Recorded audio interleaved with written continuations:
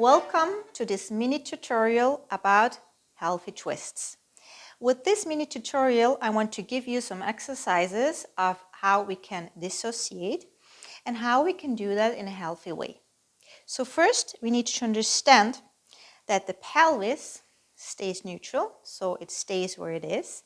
And what is actually turning is the upper body, which means from the rib cage and shoulders up. So maybe you're going to have here a little bit seated situation to relax a little bit the articulation. And I'm here without shoes because I want you to feel the floor first.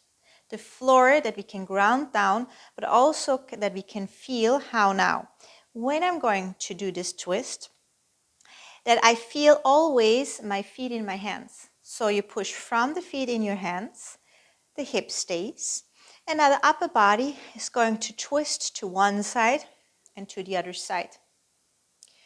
So here with this idea, we're going to start to feel where is actually our natural limit. One side and the other side. Here we can also start to go, shifting the weight now to my right side, when I'm going with my upper body to the left, coming to the middle, and now I shift the weight, so I go with my upper body to the right and I shift the weight to my left. So I have here a change of weight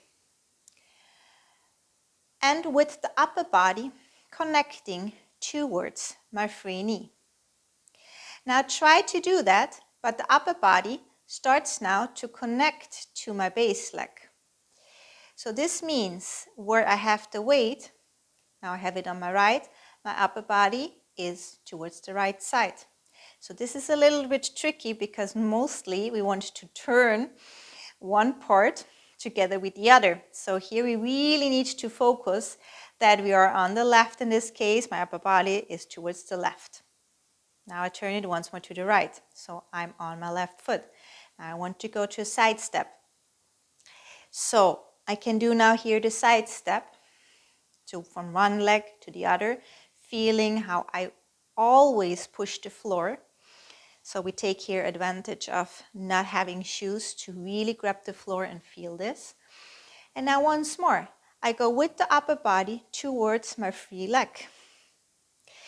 So meanwhile, I arrive here on my right. My left is the free. My upper body connects in a diagonal to this left leg and to the other side. Now we are once more connecting our upper body in this rotation to our free leg. Now I stay and I connect it to my base leg. So this is a very good exercise here that we can either connect to our base leg or to our free leg with our rotation. Yes? Now we have that same exercise in the front and back step. So first, once more, feel how you push the floor to come here in front and back. I really feel how I enter in the floor and I always push from my base leg to the next direction. So from this idea, I once more connect to my base leg, towards my base leg. And as you can see, my hip, my body weight stays totally linear. So what is going to rotate is my upper body. Now, I can keep doing this or connecting to my free leg, to my free leg, to my free leg, to my free leg, to my free leg. So I always find a diagonal here, if I would lift my knees, and this gives me this possibility of literally feel how I connect and I use this torsion in me for the motions. Because if I connect the torsion to my base leg, it might be a front ocho. If I connect this rotation towards my free leg, it's a backward ocho. And this we're going to have now with shoes.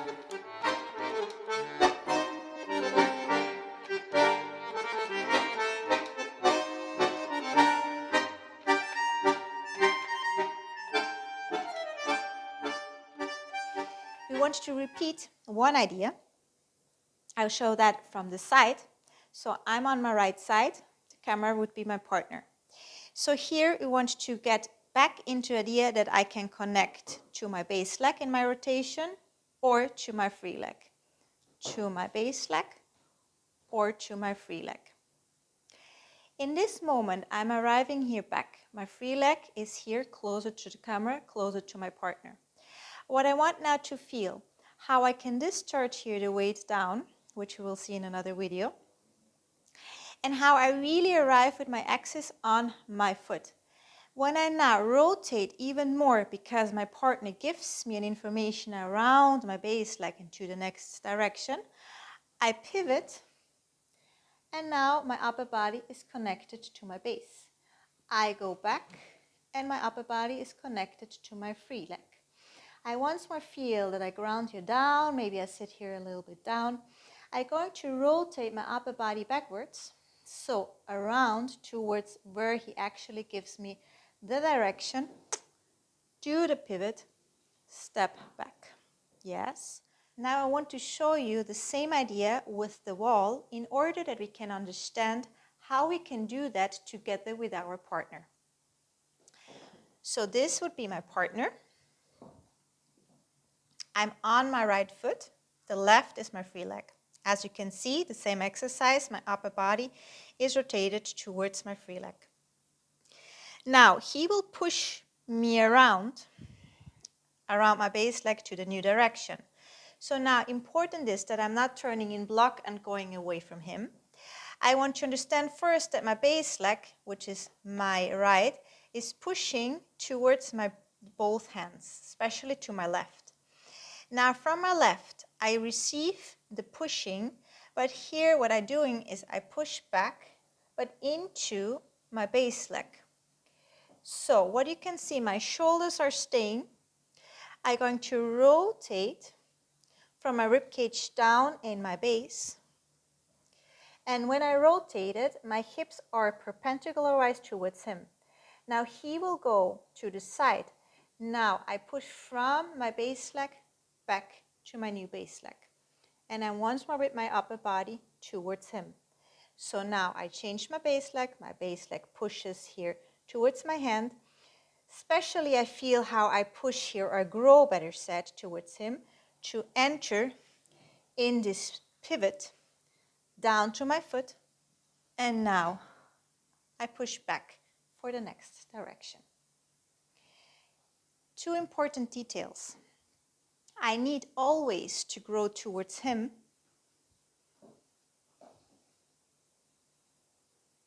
in order that I can leave my upper body with him.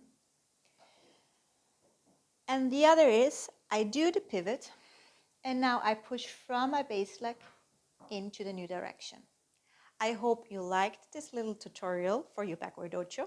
I hope it serves you, and any question you have, please let me know about your doubts with comments under this video. Please put a like or also subscribe to my YouTube channel if you liked the information, and also feel free to look in other tutorials about pivots, front ochos or back and front steps. Thank you very much.